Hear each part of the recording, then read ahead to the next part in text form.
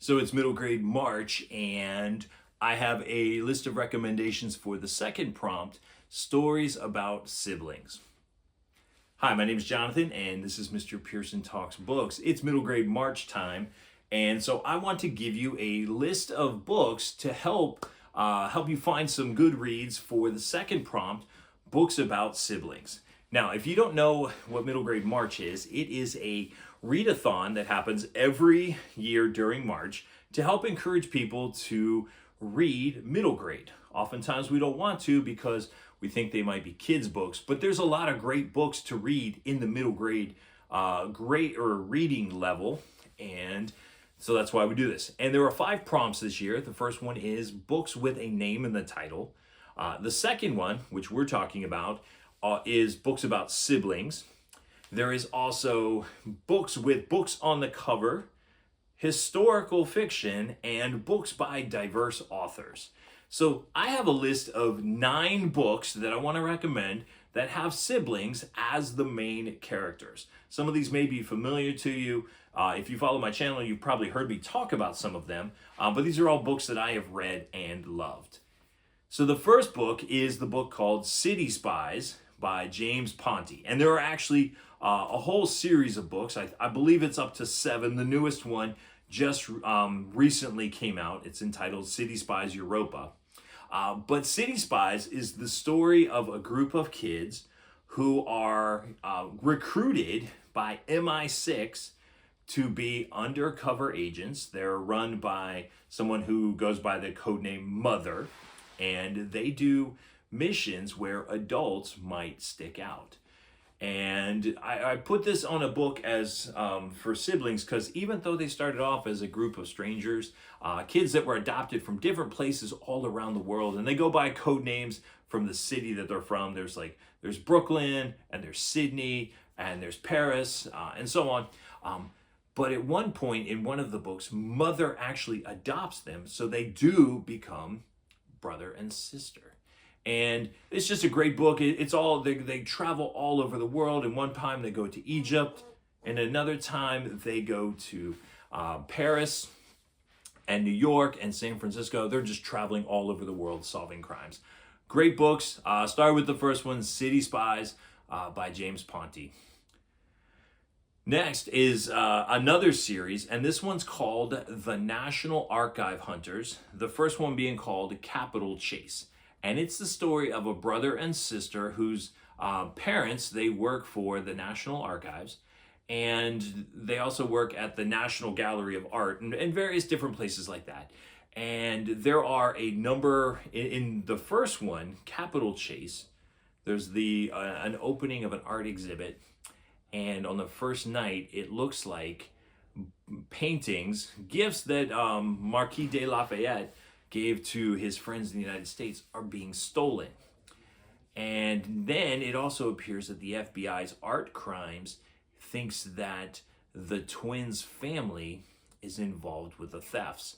And so they have to figure out who is responsible for the thefts in order to clear their name. I greatly enjoyed the very first one, and it leaves it on a cliffhanger. The second one came out recently. I have it from the library, but haven't gotten a chance to read it yet. But definitely check out the first one, and once I read the second one, I'll let you know what I think. Then I have the next book on the list is a new one from Chris Grabenstein, and this is called, I'm looking at my notes here, Mrs. Pennypickle's Puzzle Quest. And it's the story of 2 brothers. One's in middle school, one's in high school, and they are very different. One's a big athlete, Mr. BMOC, big man on campus. He's getting ready to graduate and go to college. And his brother is young, he's kind of goofy, not very athletic, and he loves puzzles. And so their parents, in an attempt to get them to build some memories, send them on a road trip. Well, just as the road trip begins, they find themselves invited to participate in a hunt for $1 million. And so there are different puzzles they have to solve, and they have to get to different locations in order to get the next clue and complete the puzzle. I think there's a show on TV, The Great Race or something along those lines, It's very similar to that. It's a very, very fun story. If you've read anything by Chris Grabenstein, you know it's going to be fun.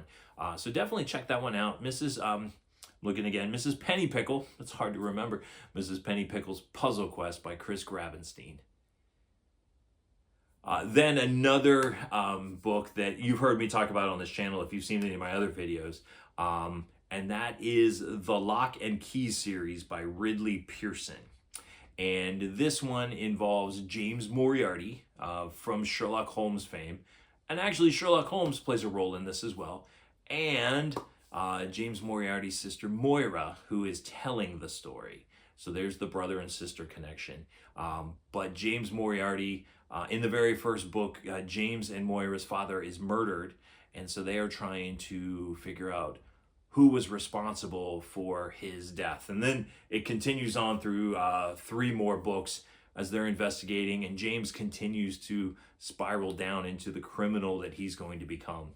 This is an interesting story because it takes Sherlock and Moriarty and brings them kind of into modern day era where they are roommates at a boarding school. Then I have a Goosebumps book because you know I love Goosebumps, and this is one of my favorite Goosebumps. It's called The Last Sleepover. Goosebumps, of course, being by R.L. Stine. And this is about a brother and sister who move into a house, and they set it up as a smart house. Well, the ghost of the girl who lived there before and who died one night during a sleepover doesn't want them to be there. And so the brother and sister are trying to do ghost hunting while trying to stay alive. And, you know, Goosebumps can be a little silly at times. This one actually had a really sweet ending, which is why I count it as one of my favorites. Definitely worth checking out. This is from the House of Shivers series. That's R.L. Stine's newest series of Goosebumps. But definitely check it out, The Last Sleepover. Then we're going to go way back to when I was in 2nd and 3rd grade, books that my dad recommended to me. And that's going to be the Hardy Boys, particularly beginning with The Tower Treasure. And the Hardy Boys series, there's probably 100 of them.